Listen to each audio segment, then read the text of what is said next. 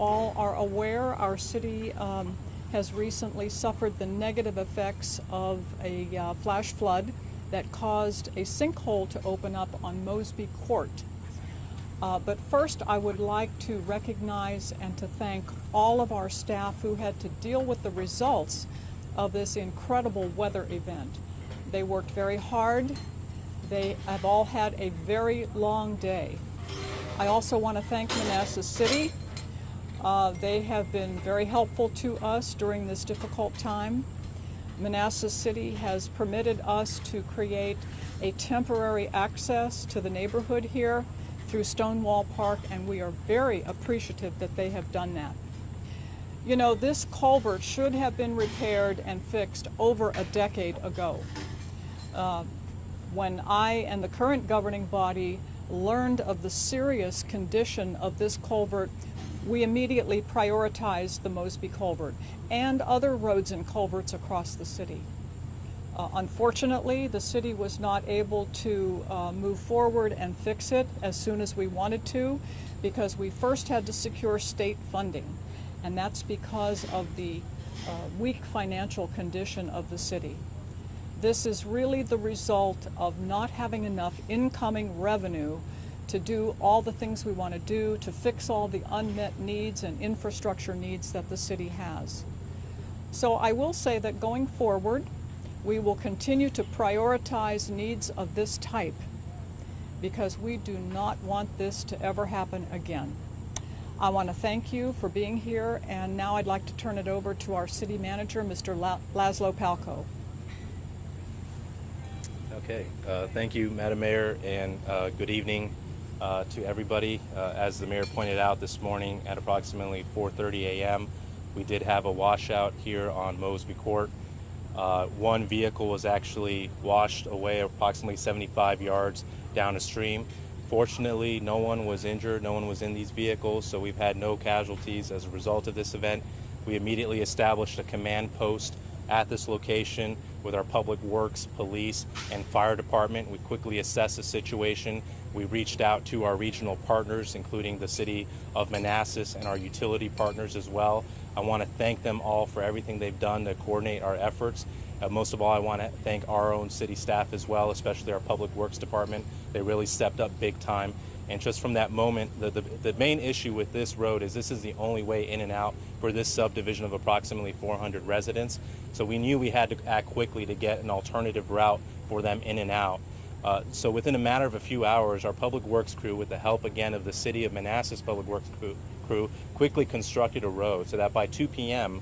our residents had a way in and out of this area. So the threat, the risk to them was reduced. We established a hotline pretty quickly for all of our residents here in this subdivision so they could reach out to the city for any service requests that they needed. We did water delivery to our residents. We fixed some water lines, we shifted some sewer lines, and we're working with our other utility partners as well to relocate other lines. So a lot of work was done here, and thankfully there were no injuries.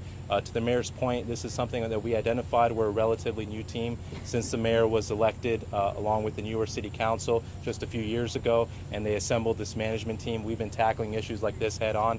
To the mayor's point, we inherited a very difficult financial position. We've been doing a lot of things to turn that around, to accrue additional funding for infrastructure projects. We're aware that infrastructure is one of the top priorities of our residents, along with tax cuts and a few other things. That's why we've been aggressive about increasing our revenues to address these kinds of issues. We were aware of this. We were working with this project. We were completed with design back in the spring, but there was a concern that if we were to start construction at that time, there was risk of potential collapse at that point, and then what were the residents going to do? So we were trying to find alternative routes for our residents while the construction was going on, or alternative methods. We came up with an alternative method for some lining, and where that was about to go out to bid, and we would have been done by the fall of this year with this project. Unfortunately, there was no other additional, we didn't receive any assessments or reports about imminent collapse this summer. So again, there was no reports that the city received that this was going to collapse imminently with a major storm. But again, we're aware of all of our infrastructure requirements and we're tackling them head on. And it's just so impressive that within the span of a few hours, we were able to tackle this head on and build a road relatively quickly for our residents, get them the resources, water, everything else that they need within the matter of few hours. And now we have the situation under control. We have an emergency meeting tonight of the governing body, the mayor and the city council, to secure emergency procurement funding to install a temporary crossing, most likely a temporary bridge. We're hopeful within the next few weeks we'll have that bridge installed for our residents. But again, we'll continue to maintain that other road as a temporary solution for our residents. We'll get that bridge installed, and then we'll finally do the repairs that are needed for the road itself. So at this point, I'll take any questions, or I'll turn it over to some of our staff here to answer any technical questions, such as our Community Development and Public Works Director, Calvin Odell. Do you see this repair as being the upgrade that you planned on doing, or sort of like just a kind of get it done, get it fixed, we'll deal with it later kind of? There's two components. So we need a temporary solution besides just the road that we built today. We need to get a bridge, a temporary bridge. But again, that's temporary in nature. That's not the long-term solution. And then we're going to go back to the same approach that we were pursuing before this event happened. So there shouldn't be any major changes to the actual road project itself. So just from my understanding, what were the complaints exactly that you guys were getting, and how many complaints did you get? From residents? Yeah. So prior to this event, I've been with the city now for just over 3 years. I haven't received complaints from our residents. I've been informed from our city engineer and our community development director that this was an issue, and they've informed the governing body. As soon as we were informed about this issue, again, we embarked on that multi-year process to secure additional state funding to help us with this. We don't have the means to take on a $1.5 million project like this. We're a city of a smaller financial means. We're changing that. We're turning our financial position around pretty dramatically, but we weren't ready at that time to take that on. But we were taking all the necessary steps to get this done, and we were on track. We were ready to go in the springtime, but again, the concern came up about when we started construction, something like this could have happened. So we were trying to find alternate routes or an alternate solution to get this addressed. And the complaint was over the road specifically? Well, again, I didn't, so the complaints from our engineers weren't necessarily complaints, it was analysis. So we do annual, what are called bridge analyses. So even though this is a culvert, it's also analyzed just like a bridge, as you can see from today's example why that is. So we do structural analysis from our engineers every single year on our culverts to see how strong they are and when they need, what condition they're in, and then we prioritize which ones need improvement. So we have a list of culverts. This was our number one culvert that we were prioritizing to get addressed, and again, we were taking all the steps to get to that point, and we were close. And unfortunately, the rain event last night was pretty severe, but there was no inclinations from our engineers that was an imminent result happening this summer. We thought we had enough time to do the lining through the fall, like what was the plan. And how long have you guys known about this problem, the city in general? Again, we over the last 3 years since we've been managing the city, we've been informed relatively early. So we took that multi-year process to secure the funding, to build up our funding to be able to. This was one of our top transportation projects, if you will. It was up there. There was other projects, that we've lost funding.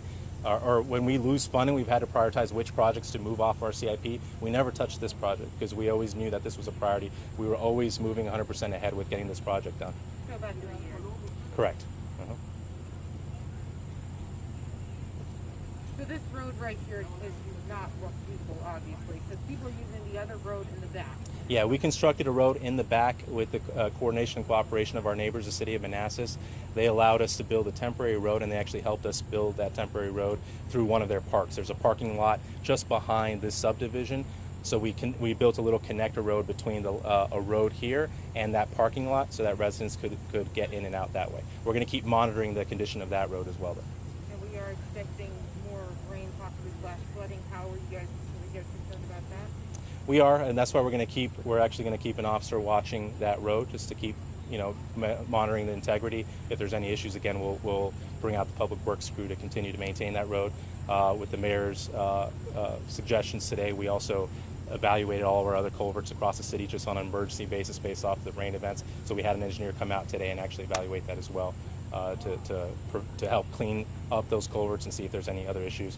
The reports came back again. There were no risks for those things, but some things like this, again, previous engineer reports did not predict something like this. These are natural disasters, and so we should be judged on our response to the natural disaster, and our team groups very well together today, and within a few hours we address this issue. And how long will this take to repair? So the repair, so again, we're going to have the temporary bridge. We're hoping that's built within the next couple of weeks. Post that, we're likely looking at a 6 to 8 month construction project for the road itself. Is that correct? The ultimate solution, the design solution for this culvert replacement is concrete box culverts. Depending on the time to procure a contractor and their lead time with acquiring the precast box structures, it's hard to predict exactly when this project will be completed, but you're looking usually at about 45 days just for materials acquisition. So we don't want to be overly optimistic and say that this project will be completely finished in 3 months. It's complicated. There's utility relocations, things to coordinate with the project, but we're very optimistic that this will be a thing of the past within 6 months. And again, I don't like to say that it can be done in 3 months. There's a lot of coordination. It's a big project, but we do already have the design in place, and we were just awaiting acquisition of a contractor to do it. So I'm very optimistic that within 6 months we'll be putting this as a historical project. Got it. Thank you. And final question, this is back to the emergency meeting. So you guys are hoping to discuss the funding.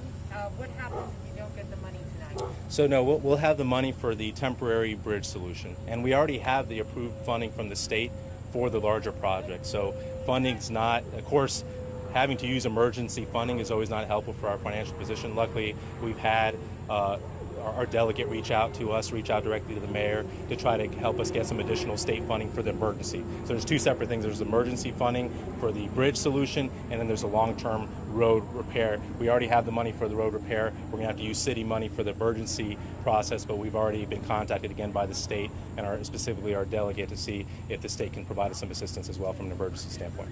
So is there any voting tonight, or is it already a done deal? No, so the governing body, the mayor and city council, will take a vote to authorize kind of the likely a local declaration of emergency, and then also the emergency procurement process as well to speed up the timeline for us to get a quick bridge turnaround here. Highly likely that it will pass. Okay, highly likely. Thank you. Mr. Paco, we will speak here in Spanish. Sure. I'll finish any questions. Any other questions? I apologize, we were a little late too. Would you mind if I got you afterwards as well? That's fine. Thank you very much, appreciate it. Great. Well, thank you all very much then. Thank you. Okay. Thank you all.